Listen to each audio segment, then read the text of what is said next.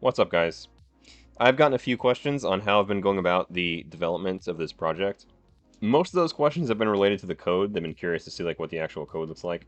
I will get to the code eventually, but I've gotten a few questions as well about the maps and what I've been using to make them. So I figure I can go over this. This is my map editor. This is what I've been using. I made this in C#. It took me about a month or something like that. I'm not really proficient in C#, so it probably shouldn't take me a month, but I was kind of learning as I went. But yeah, I mean, it's a basic tile editor. So if you've used a tile editor before, or a tile-based map editor, you will have certainly seen everything that this can offer. Nevertheless, this is what I've been using to design all the maps. So I'll show you what it is. So up here, you have your tile browser. You can just scroll around and click a tile and paint with it. And well, that's all you can do. That's actually all you can do with the with the tile browser. That's all it's for. If you're over here, you can right-click and grab, you know, whatever the tile is. That way you don't have to keep finding it over here. And as far as painting mechanics, that is literally it. There's no undo. There's no paint bucket tool. That's literally all you can do. You can just click and paint. And this is what I've been using. And that means whenever you've seen those forest maps, that means I've been placing those manually, which goes something like this. I do the treetops first, like that, in that kind of pattern usually. And I do the tops next. Then there's these kind of diagonal pieces. And if you're thinking that this looks very tedious, then you would be right. But you know what? To be honest with you, there are definitely worse things that a person can endure than this. Doesn't take that long either, really, if I'm being honest. Once you get in the zone. But let me actually load everything up. Make sure I'm in import. And you can see all the maps. Now, some of them look weird because I have to kind of reorganize how I'm doing the tile sheets. But, yeah. So, that is, yeah, I mean, over here, add, remove, move up, move down. You don't really need to see that. You can, let's make a new one. Just to, show you what it looks like. So, test map. I'll just do,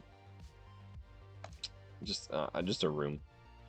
I'll just show you, something that, I might make. So, if I'm making interiors, something that I usually try to do is, I don't want to say usually, I try and do this sometimes. Sometimes, I make the shape of the room be something other than a square or rectangle. Even though in real life, most rooms are probably rectangle. In games, well, especially in limited games like pixel art games like this, there's only so many tricks that you have to make an area seem interesting. So sometimes you want to do every little tiny thing that you can. Even if it seems trivial, you want to do every little small trick that you can to make an area seem unique, I guess. You don't want to go crazy with that concept though, because if you make every room like really odd shaped, it's going to seem too unrealistic. So you're kind of balancing uniqueness with hoping that people don't realize that it's unrealistic, I guess. If that makes sense. And I won't really be going for realism here. I'm just putting stuff in. It's literally a bathtub out in the open, so not really trying to make this realistic. I'm just trying to show you an example. And some of these decorations are part of the tile sheet itself, like this trash can is part of the tile sheet. Other decorations are not. So like the potted plants. And the reason for that is kind of arbitrary. And kind of not. There's kind of reasons to make them part of the tile sheet or not. So in the case of objects that are taller than one tile, I want the ability for the player to potentially be able to walk behind that object. So what I do with objects that are tall like that is I put them on a separate... they're kind of like characters, actually. They're kind of like on the same graphic sheet that all the NPCs are on. And the game kind of doesn't differentiate between characters and those objects. Like, so a potted plant is essentially a character, but it's a character that you can't interact with. And the reasoning for that is it means that the potted plant can get put into the draw queue. And that way it gets sorted by depth. So like I said, the player can potentially walk behind it. So that's kind of the reasoning. And now, how do I spawn a character? Well, that's what this event mode is for. So event mode is for any tile behavior that's anything. So if I want to do my walls, I just paint them in. Like this. And I paint over objects that are supposed to be, I'm supposed to have collisions with.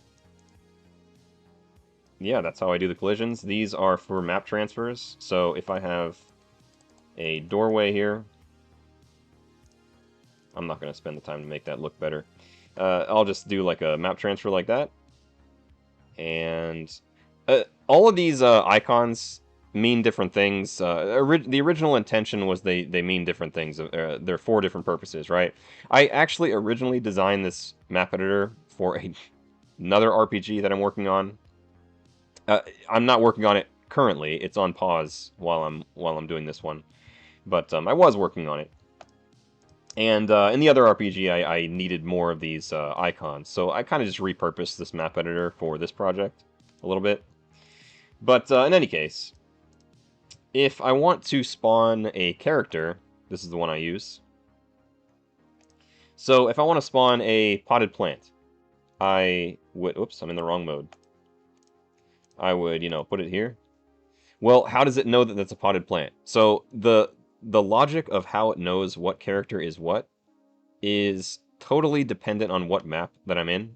But there's a little 0 if you look really close next to this character, and this is what this event data is for right here. So if I change this to a 1, now there's a 1 next to that one.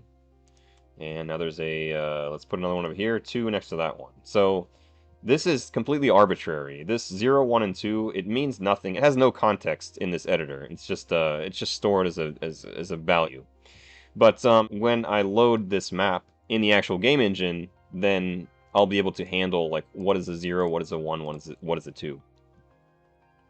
So everything is basically hard coded. So if I wanted to export this, make sure I didn't do anything, mess anything up.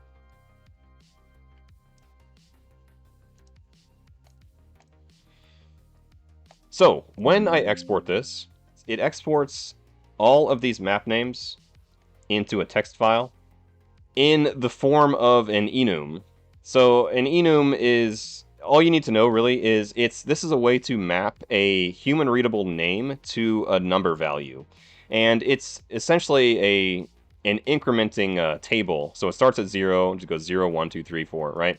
So all this really means is when you're in your game code, you might have something like this. You might have a class called level or something like that, which has all of the things that a level might need to know about itself, like the width and the height and the actual tile data and stuff like that.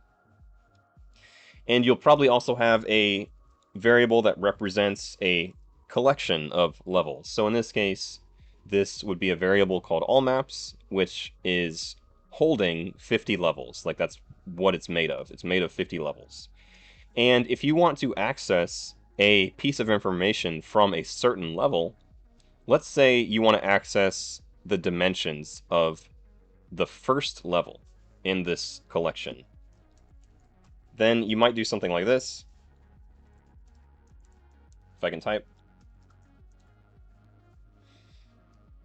We're starting at 0 because in C++ you start at 0 instead of 1. But 0 is the first element in this array. So this would get the dimensions of the first level in this collection. But what is 0? Well, you might remember like what your first level is. You might know that. Like maybe that's your title screen or something like that.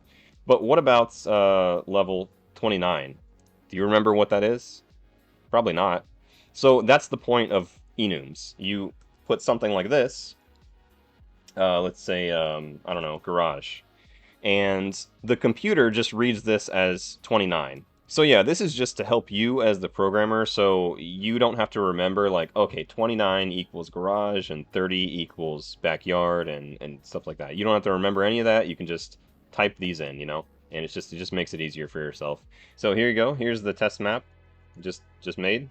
Nothing actually works, or anything, because I just, you know, didn't set anything up, but this is, yeah, this has pretty much been my process. Not too bad. Like I said, I'm sure there's probably better ways to do all this. I really consider myself a mediocre programmer, to be honest. But in any case, that's my map editor, guys. Thanks for watching. See you next time.